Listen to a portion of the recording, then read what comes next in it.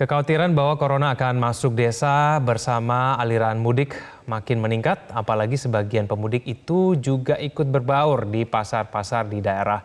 Bagaimana kemudian mengukur potensi bahaya corona masuk desa ini?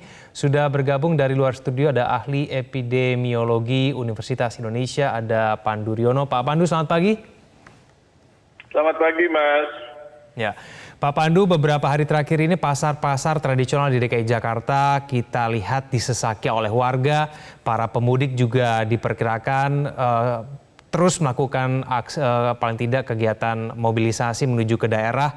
Tanggapan Anda seperti apa dengan keadaan seperti ini? Ya, saya sebagai ahli epidemiologi sangat sedih dan prihatin.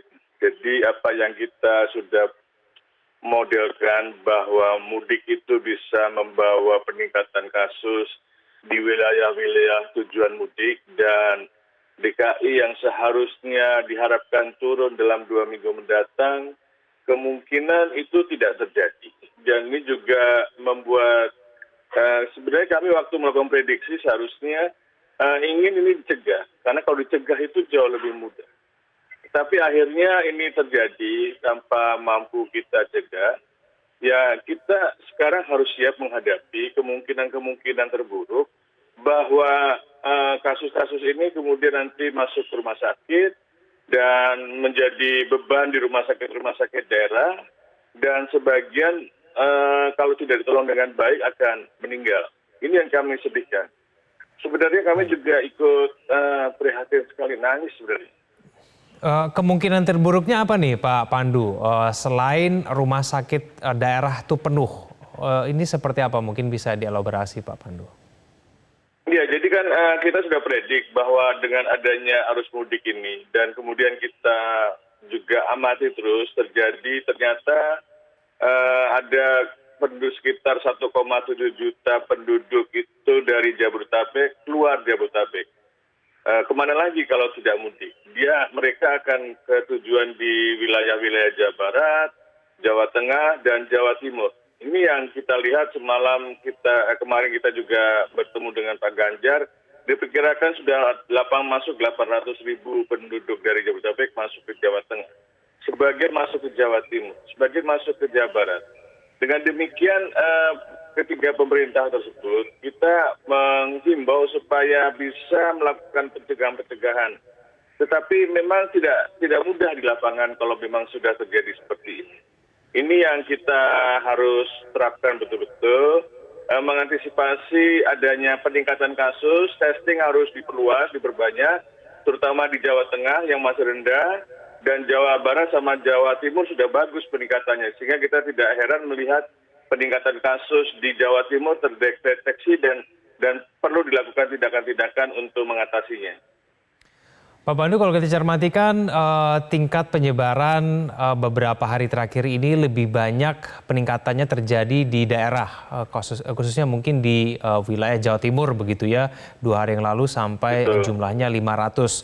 Apakah kemudian dengan adanya pergerakan mobilitas warga yang melakukan aksi mudik ini bisa saja kemudian mengacaukan perhitungan dan kemudian harapan kita semua bahwa puncak pandemi COVID-19 ini akan segera berakhir di bulan Mei?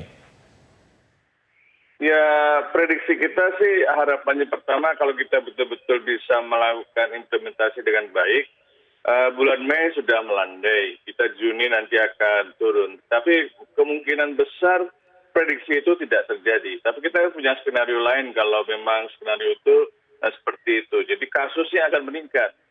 Jadi kasusnya meningkat yang tadinya sudah mulai turun, naik lagi ke atas. Naik lagi dan membentuk puncak baru dan kemudian nanti baru kemudian menurun. Saya nggak tahu bisa kapan, apakah Juli, apakah Agustus. Dan ini kan harapannya itu tinggal harapan.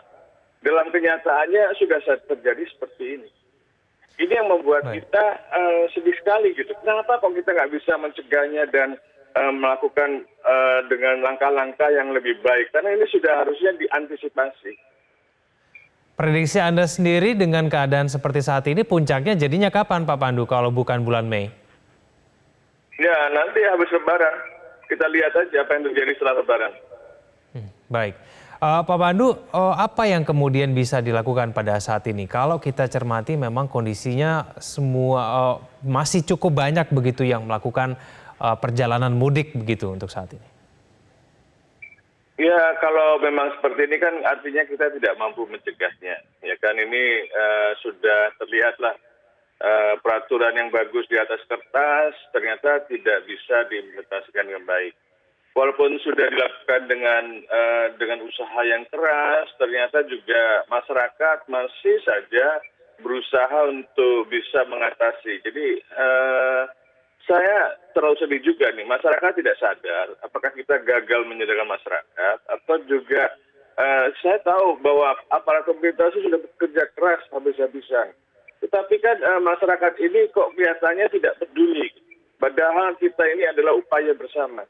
Supaya kita bisa cepat mengakhiri, atau bukan mengakhiri, meredakan pandemi ini. Supaya kita bisa melakukan pelonggaran atau pengurangan pembatasan tadi. Dan kita bisa memasuki tahapan-tahapan yang kita sebut sebagai tahapan normal baru. Artinya kita bisa kembali sedia kala. Ini kan jadi batal jadinya. Ini yang menurut saya sih, ini kan jadi konsekuensi yang kita harus terima bersama. Pak Pandu, apakah ada yang belum kita lakukan, Pak Pandu, yang mungkin bisa dimaksimalkan dengan kondisi besok hari Lebaran, kemudian diperkirakan masih akan terus banyak pemudik yang ke sana, apa yang mungkin bisa dimaksimalkan dan belum dilakukan oleh pemerintah daerah? Ya, kita maksimalkanlah. Kita maksimalkan para pimpinan daerah, para tokoh-tokoh agama, termasuk tokoh masyarakat. Lebaran ini kita betul-betul menahan diri agar tidak keluar rumah, sholat di rumah saja, sholat Idul Fitri di rumah saja, dan tidak perlu bepergian, tidak melakukan silaturahmi, saling mengunjung, karena kita harus menahan diri untuk bisa tidak berpergian, stay di rumah, ya tinggal di rumah, dan kalau bepergian mengunjungi sanak famili itu potensial penularan akan terjadi. Ini yang menurut saya mari kita lakukan bersama, baik pemerintah dengan himbauannya, tokoh-tokoh masyarakat, tokoh-tokoh agama, dan semua elemen masyarakat. Mohon sekali lagi kita menahan diri. Baik, Pak Pandu, menurut Anda apakah akan bisa saja terjadi epicentrum baru, daerah epicentrum baru terjadi penyebaran COVID-19 dengan adanya mudik ini? Ya, jadi kan sudah terlihat jelas bahwa di daerah-daerah tujuan mudik itu akan meningkat. Kita dulu berkirakan sekitar akan ada tambahan sekitar 200.000 kasus baru yang perlu perawatan di rumah sakit. Ya kan kita harapkan waktu itu ini tidak terjadi. Ya, kalau ini terjadi mudah-mudahan tidak sebesar itu. Itu yang perlu dilakukan adalah juga pemerintah sekarang itu harus mulai mengajaklah masyarakat, jangan terlalu top down. Sekarang masyarakat yang menjadi garda terdepan untuk bisa mencegah dan mengendalikan, untuk bisa melakukan perilaku-perilaku yang memang mendorong supaya kita tidak bersikukulat.